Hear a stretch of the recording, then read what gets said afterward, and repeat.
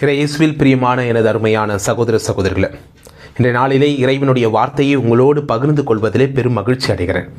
மிக குறிப்பாக இன்றைய நாளிலே 2 விஷயங்களை இறைவன் கற்றுத்தருகிறார். 1 உணவை பற்றி, 2 சரிசமம் என்பதை பற்றி இறைவன் கற்றுத்தருகிறார். எனவே இந்த நற்செய்தி வாசகத்தை நாம் ஆழமாக சிந்தித்து பார்க்கின்ற பொழுது, அதை படித்து பார்க்கின்ற பொழுது, உணவை தருவதற்கு முன்பாக இறைவன் கற்றுத்தருவது இதுதான்: எல்லோரும் சரிசமமாக அமருங்கள், சரிசமமாக இருங்கள், சரிசமமாக வாழுங்கள், எல்லோரும் சமம் என்பதை இறைவன் கற்றுத்தருகிறார். அங்கு எல்லோரும் ஏற்றுக்கொண்டார்கள், சரிசமமாக அமர்ந்தார்கள். எனவே இதை ஒப்பிட்டு பார்க்கின்ற பொழுது நம்மளுடைய வாழ்நாளிலே நாம் எப்படிப்பட்டவர்களாக இருக்கிறோம்? சரிசமமாக எல்லோரையும் ஏற்றுக்கொள்கிறோமா? சரிசமமாக எல்லோரையும் புரிந்து கொள்கிறோமா? சரிசமமாக எல்லோரையும் வழி நடத்துகிறோமா? சரிசமமாக எல்லோரும் வாழ்வதற்கு நான் இடத்தை தருகிறேனா என்றால் மிகப்பெரிய கேள்விக்குறியாக அமைகிறது. எனவே இன்றைய நாட்களிலே இதை தான் நாம் ஆழமாக சிந்தித்து பார்க்க வேண்டும். இறைவன் அன்று சரிசமமாக எல்லோரையும் அமர செய்யுங்கள் என்று சொன்னார். உடனடியாக எல்லோரும் அதை செய்தார்கள், மகிழ்ச்சியாக உண்டு மகிழ்ந்தார்கள்.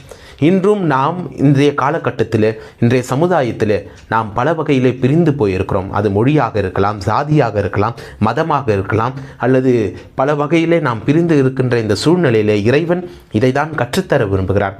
எல்லோரையும் சரிசமமாக அமர சொல்லுங்கள். எத்தனை பேர் உண்மையாக என்னுடைய அலுவலகத்திலோ அல்லது நான் வேலை செய்கின்ற இடங்களிலோ நான் எல்லோரையும் சரிசமமாக அமர செய்து அவர்களை அழகு பார்க்கிறேனா? இல்லை, நாம் சரிசமமாக நடத்துவதே இல்லை. அதிலும் மிக மிக குறிப்பாக பார்க்க வேண்டும் என்றால், சரிசமமாக நான் எல்லோரையும் பார்ப்பதே இல்லை, சரிசமமாக எல்லோரையும் நான் ஏற்றுக்கொள்வதே இல்லை, புரிந்து கொள்வதும் இல்லை. ஏனென்றால் நம்மிடம் இருக்கின்ற பிரிவினை, நீ வேறு நான் வேறு, நீ மொழியால் வேறுபட்டு இருக்கிறாய், மதத்தால் வேறுபட்டு இருக்கிறாய், அல்லது சாதியத்தால் வேறுபட்டு இருக்கிறாய் என்பதை நீங்கள் எல்லோரும் பேசிக்கொண்டு இருக்கிறோம். நாம் ஒவ்வொருவரும் பேசிக்கொண்டு இருக்கிறோம். அதுதான் இறைவன் இன்று அழகாக நற்செய்தியின் வழியாக நமக்கு கற்றுத்தருகிறார்.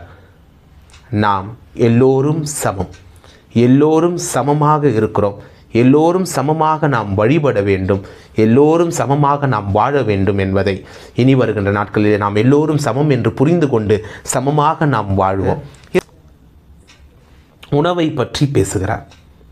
இந்த உணவு என்றாலே மிக மிக முக்கியமானது. ஒரு மனிதனுக்கு அடிப்படையாக தேவைப்படுவது 3: 1 உணவு, 2வது உடை, 3வதாக இருப்பிடம். இந்த உணவை பற்றி இறைவன் பேசுகிறார் என்றால் மிக மிக அழகாக பேசுகிறார்.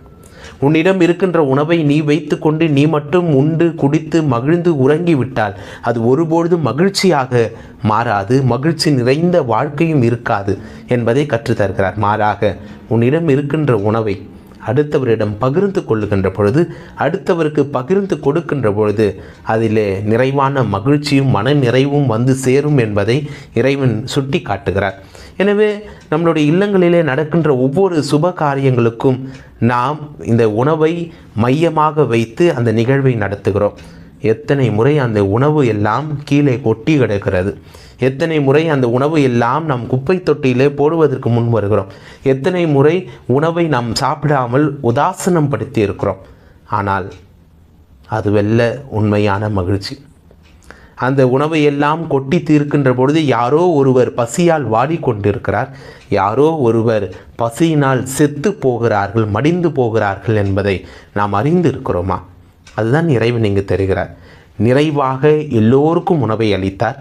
அவர்கள் நிறைவாக உண்டு மகிழும் வரை இறைவன் உணவை கொடுத்தார். அது கொடுப்பதின் வழியாக எல்லோரும் மகிழ்ச்சியோடு இறைவனுக்கு நன்றி செலுத்தினார்கள். எனவே இறைவன் உங்களுக்கு நிறைவாக உணவை கொடுத்திருக்கிறார் என்றால் நீங்கள் மட்டும் உண்டு மகிழ அல்ல, மாறாக அடுத்தவருக்கு கொடுத்து மகிழ என்பதை நாம் அறிந்தவர்களாக வாழ இன்றைய நற்செய்தி நம்மை அழைப்பு விடுகிறது. எனவே பிரியமானவர்களே, நாம் எல்லோரும் சமம், எல்லோரும் சரிசமமாக வாழ வேண்டும். எல்லோருக்கும் இறைவன் உணவை கொடுத்திருக்கிறார். ஆனால் இல்லாதவரிடம் கொடுப்பது நம்மளுடைய பணியாக இருக்கிறது, நம்மளுடைய வேலையாக இருக்கிறது, நம்முடைய கடமையாக இருப்பதை நாம் உணர்ந்து இந்த இறைவனுக்கு ஏற்ற வகையிலே வாழ, எல்லோரும் சமமாகவும் எல்லோரும் உண்டு மகிழ இந்த இறைவனோடு இணைந்து வாழ முயற்சிப்போம். ஆமென்.